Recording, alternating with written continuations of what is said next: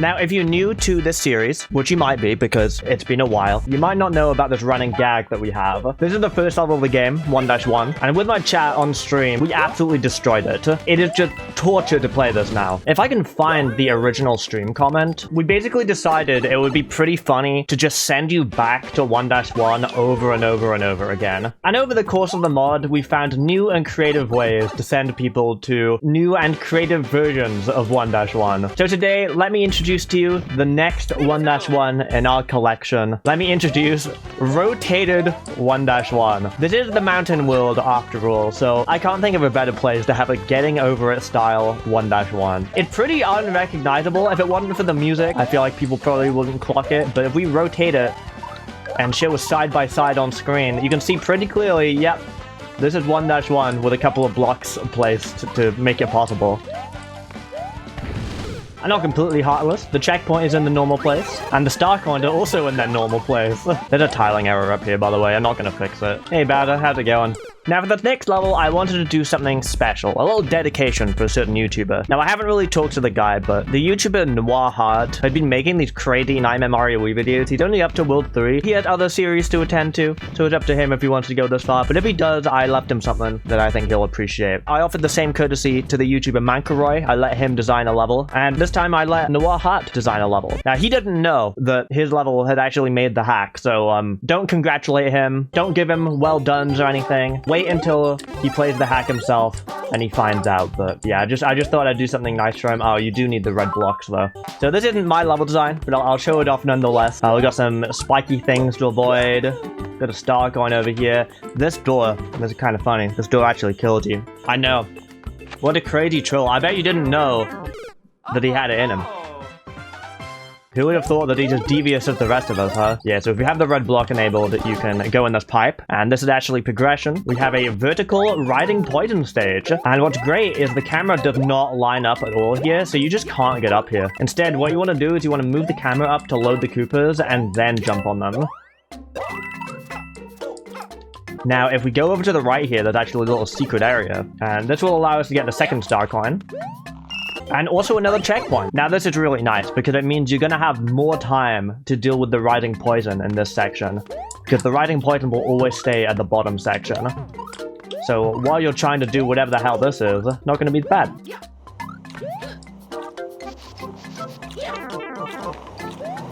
Gotta watch out for these burners over here. And this is kind of a tight jump into the pipe, but you can do it with a run-up. And there we go, that's pretty much it. There is a star coin back here. You can even see the death trap over there.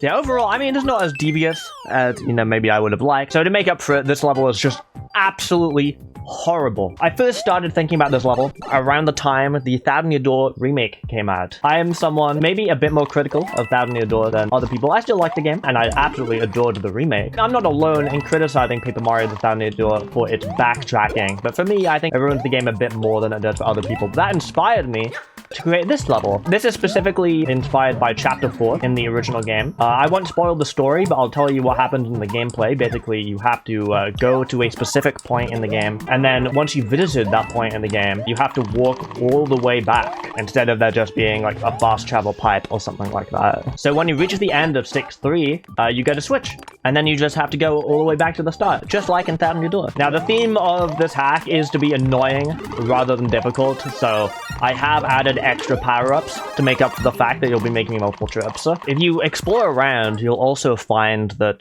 the star coins have all been removed. I'm moving them all to the end, so you can just have them for free.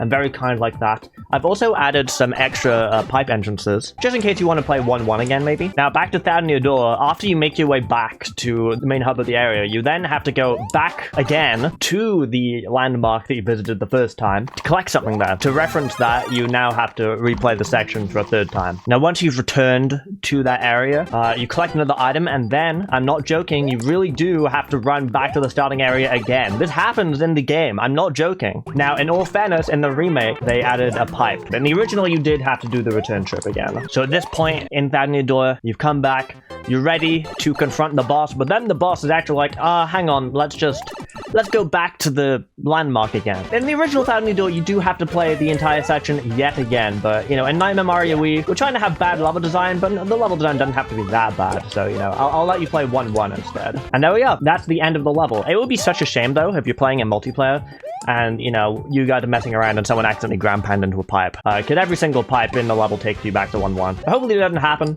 Hopefully you're playing with normal people, and we end the level. And new course clear jingle, also from Thousand Year Door. In fact, as early as the previous update, I didn't mention this. Remember earlier when we had to go back through World 3 to hit the red switch? Well, the music that plays in World 3 is the music that plays in Thousand Year Door when you're doing the backtracking. Next, let's talk about Sixth Floor. Now, this level doesn't look that bad at first glance, and honestly, it's not that bad. This is a concept I cannot believe I haven't done until now, and that is stretching the level. For each block in the original level, it is now 2 blocks horizontally. So, enemies are doubled up, and the length of the level is twice as long. This has some interesting side effects when being done with this level in particular. For the most part, it's not necessarily too difficult, but the problems arise when we get to the scale platforms later in the level. The scale platforms are now much longer in length, which means you'll be on them for longer, which means they are more likely to fall down. Like this. This will especially be a problem in multiplayer, or if there's Monty Moles that get on board. It also makes the red coin challenge almost impossible. Now, while this was a cool idea, it didn't end up being quite as annoying or difficult as I expected it to be. I mean, these scales are a bit annoying, but, you know, it's not as bad as I thought. Naturally, I thought it made sense to also stretch 1-1 as well. You can't stretch rolling hills, but you can make them bigger, so I just kind of double the size. It looks really bad, but hey, it's part of the fun, right? And of course, you know, we have double Goombas. May as well also have double King Bills. It's worth noting that there is no way to just stretch a level, so I had to remake the level block by block, and that took forever. Well, I guess block by 2 blocks. I don't know if I ever brought it up in the series, but there is at least one red ring in this game that does give you all red coins. Don't remember which one it is, so it's always worth trying them. Overall, I'm pretty happy with how this ends up turning out. Now let's talk 1-ups. Sometimes I like to troll the player by not letting them get 1-ups. Ultimately, we're not looking to give people game overs. Game overs make you lose progress after all. That's annoying, but it's also, I don't know, it's a different kind of annoying. That's the game design itself being annoying, not my intervention. So I'm happy for the player to get as many lives as they want here, just as long as they're happy to play 1-1 afterwards. Now for the Bullet Bill ambushes. There's 3 of them. I haven't actually tested one of them, so let's hope it works. Do you like the new music? I feel like it fits the enemy ambushes very well. Everyone always plays the enemy ambushes and thinks this is really intense and needs the most intense music possible. I thought it would be cool to add 1 Bullet Bill in this area for every time you return to 1-1 in the hack. Next up, whatever this is. I genuinely haven't tried this. I don't know if you can make it in the time limit or not.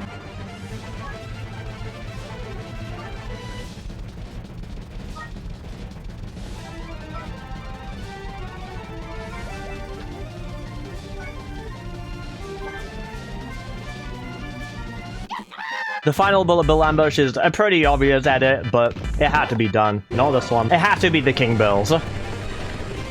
Good luck! Next up for 6-5, we have another pretty obvious edit, and that is making use of these mountain platforms.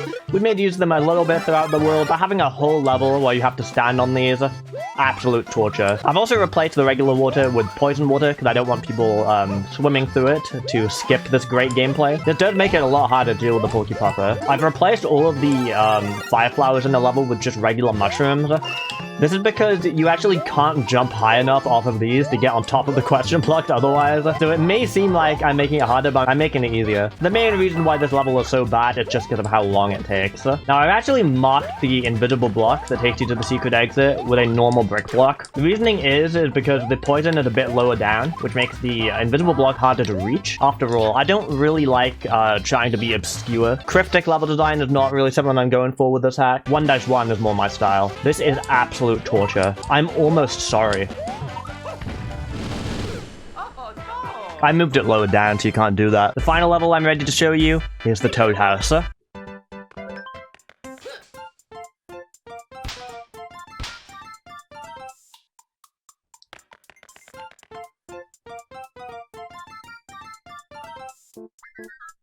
I genuinely forgot that I did that. For this one, the theme is chain link fences. I didn't even think about the fact that because this uses chain link fences just as a theme, If I put the flippers in, then we can go behind them and make a little obstacle course. And I've stolen this from Clarissa's crack hack, making every panel a mushroom, so you have to hit every single panel. And then you don't really get anything out of it because you already have like 20 billion mushrooms by this point. You can't pause and exit in power-up panels either, so you have to see it through. Overall, this minefield can be a little confusing to navigate. And you could accidentally hit a landmine that takes you to 1-1, specifically vertical 1-1. And don't worry, I have added these little boundaries here so you can't die. This is great because there's an infinite timer in Toad houses and you can't pause and leave, so you're gonna have to replay the entirety of vertical 1-1. If you want to take a break from power-up panels to grab the star coin, you're more than welcome. It's in here. I should probably remove it. I don't know if this messes with how the game works by putting this here. Anyway, let's play some power-up panels. They wouldn't put too bad next to it. Oh, okay. Hey, a perfectly worthwhile Toad house. Oh no, I think the star coin might count. Okay, I need to get rid of that. Thanks everyone for watching the latest episode of Nightmare Mario Wii. I don't know how long it'll take for the next one to come out, but I am working on it. I know you guys want a sneak peek. I know there weren't any particularly crazy, absolutely batshit insane levels today, so let me give you a teaser.